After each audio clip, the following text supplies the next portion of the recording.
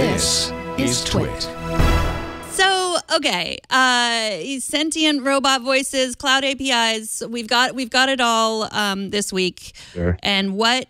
So tell us about the most exciting things to you, Jason Howell. Okay, I know we're going to talk about Duplex in a minute, so I'm not going to start with that, although everybody's talking about it, but we'll save that for a second. I put together just a small list of 3 nerdy things that I've really enjoyed since I've been here. So I'll just go through them real quick.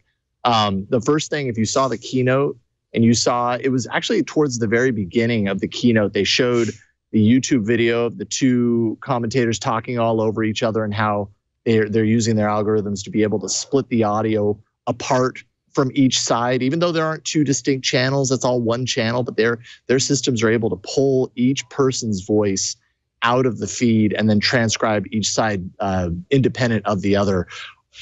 From an audio nerd standpoint, that totally blew me away, and I'm really excited to see what that leads to. I love what they're doing in that area.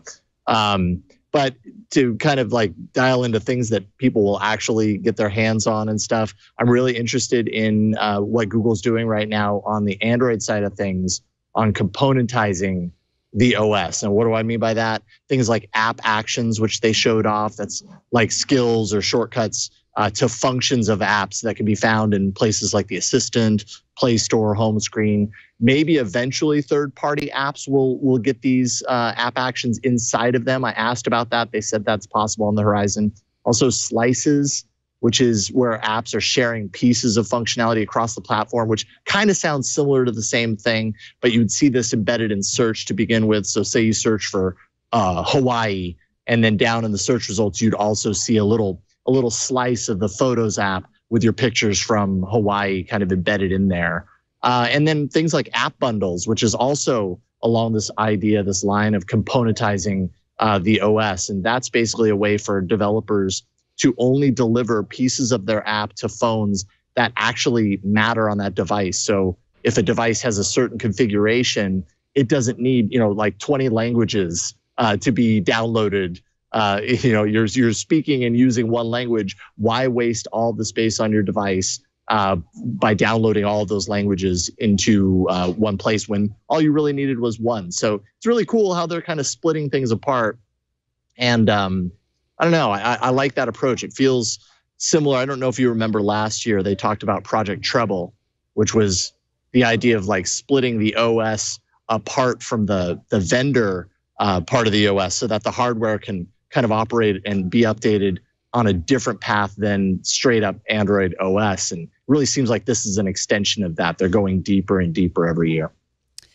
Okay, so the internet has lost its mind over the duplex, which we talked about earlier. That's those voices that sort of sound like a real voice, but they're all AI, and they'll call up and make reservations for you. And basically there's one camp of the internet that says that's really scary and dangerous and you're fooling people.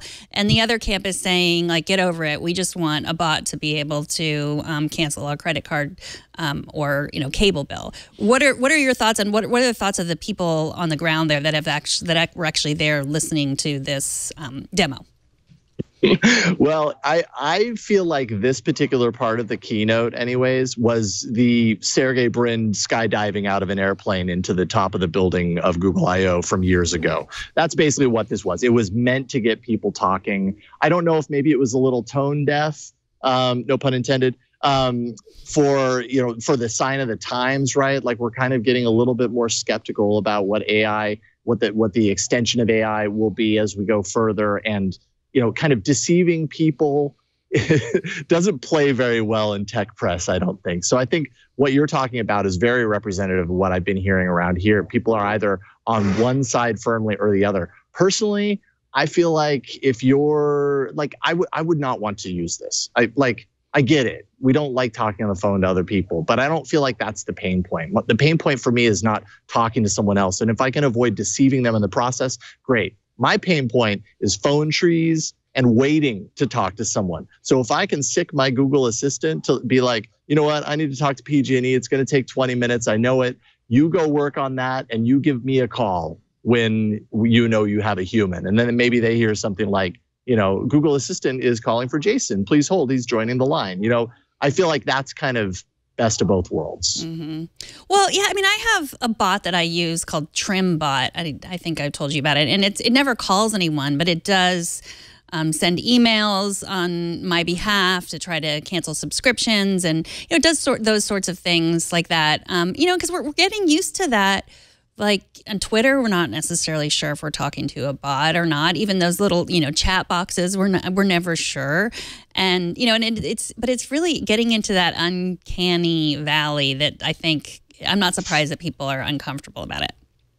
Yeah, and I think if it had been any less convincing, people wouldn't be nearly as worked up about it. But that's the thing. That's what's so interesting about it, is that it was super convincing. They added the artificial ums in there, which almost felt like just that little extra depth. Like maybe they didn't even need to add ums in there, because when you really listen to the audio, sometimes those ums feel like they were, like, now that you know that it's artificial, it feels like it was purposefully placed in exactly that point.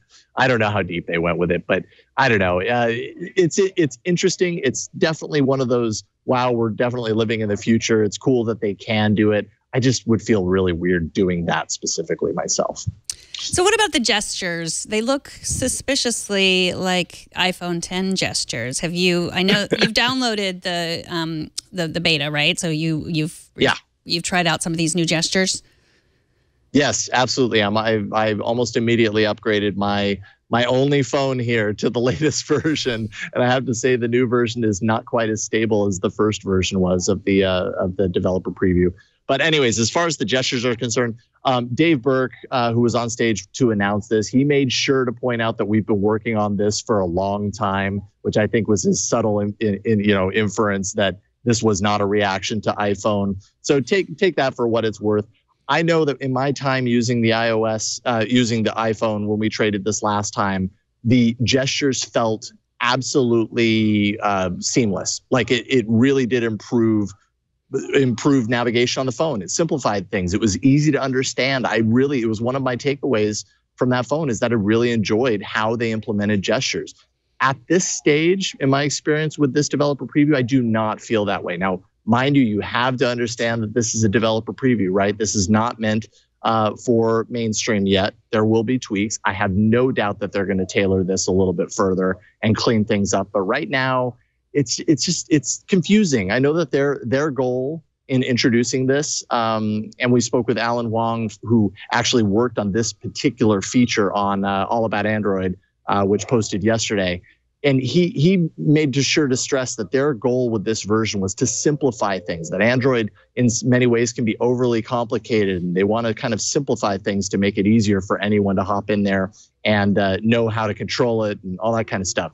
At this stage, I don't feel like these gestures do that. And I've been living with them now almost 3 days, and I still get confused. There's just too many things that kind of seem to overlap a little bit. Maybe in a week I'll be like, oh yeah, totally, it was not a problem. But right now I feel like there's work to be done. It will not surprise you that my favorite announcement was the digital well-being announcements, because the person I need to save myself from is always myself, myself at 10 p.m. scrolling through Twitter when I should be sleeping. There's been a lot of disagreement about this too. I know Jeff Jarvis on Twig was like, we're all adults. Why do we need that? But I need that. What did you think? We are all adults. Why do some people need it? They don't. Some people, though, would appreciate it. That's how I feel. I feel like, you know what, if you have the ability to add in controls that are going to help some people, like, this isn't meant for everybody. Not everybody needs help doing this, but some people would appreciate the ability to do it. And if you're going to build in these features and they're actually useful, then why not? The dashboard app is a separate app. You don't need to use it to track your app usage. It tracks, your time spent in things, sets limits. If you're aware that using your phone is not making you happy, this is a way that you can kind of analyze your usage and maybe make changes. Maybe having that data actually allows you to make that decision.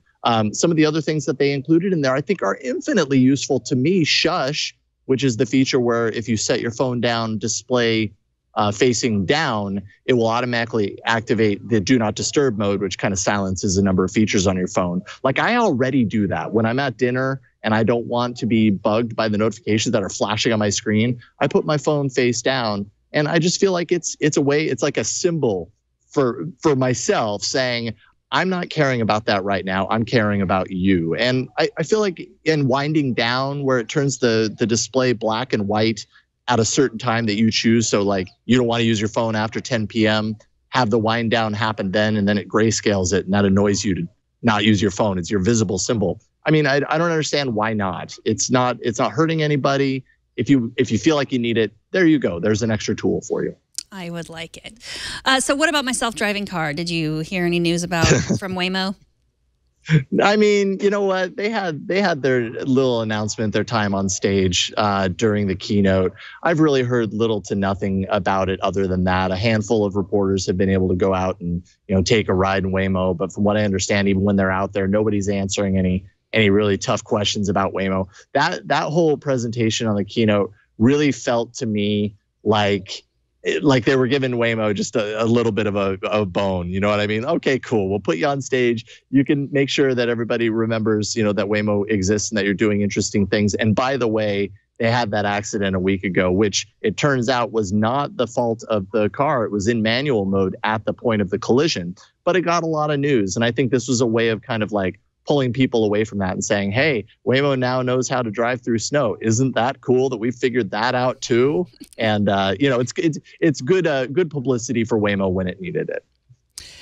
All right. So what else? I know you did a great All About Android. You had some of the same developers that you had on last year. I always love those discussions. They're really fascinating to get to talk to the people that worked on all of these projects. What else? Anything else that we need to know about that I missed? It's not really. I mean, that interview, by the way, we had a blast. It was Jeff Jarvis, Florence Ion, and myself. We were talking with Stephanie Cuthbertson of the Android team, and then Alan Wong of the Android team. We really cover the bases in that interview. So if you want to kind of get a sense of some of the Android specific news, you can dive into there. I was looking forward to hearing some, there it is. I was looking forward to hearing some announcements around Android TV, Android Auto, and really my general sense here and of many other people is that, Google is really just making sure you know what Assistant is. Hey, we've got Assistant in all the places. And it's kind of like, okay, we knew what Assistant was. So that's neat that you like it as much as you do. But hey, it's useful, so we understand. But Android TV did get an update with some new hardware. I don't know if you heard about the JBL Link bar, but it's like a new sound bar. It has Assistant built into it. And there's actually a little bit of news in there aside from the fact that it's a link bar with Assistant, and that's that with multiple HDMI ports, it's the first Android TV device to have an active overlay support. And basically what that means is that Assistant is running on top of all the other things that you do inside the box. So if you want to use Assistant to switch from one HDMI port to the other, you can do that. If you want to pull up Assistant because you're on your cable box watching a show and that Burt Reynolds comes on the screen and you're like, who's Burt Reynolds? There's somebody out there that doesn't know who Burt Reynolds is. You can ask Assistant, and it can kind of contextualize the entire, all of the devices that are plugged into it. It's the first device to do that. So I think that's pretty cool. It is. Well, thank you for spending all this time there. Thank you for calling in. And of course, you'll be back on next week, and you'll be back for All About Android first. And you're not on any shows this weekend, right? No, I've got a short that I'm going to do a little roundup of some of the weird, kooky, neat things that you find in the sandboxes around Google I/O. Sandboxes are like these big tents, like this one's on Android experiments, this one's on AI, whatever. And you're always guaranteed to find really cool things that you can play with. I'm going to do a collection of that. That'll be on this weekend's new screensavers. Awesome. Well, drive safely home. Thank you, Megan. All right, have a good rest of your show. Bye-bye. Bye, everyone.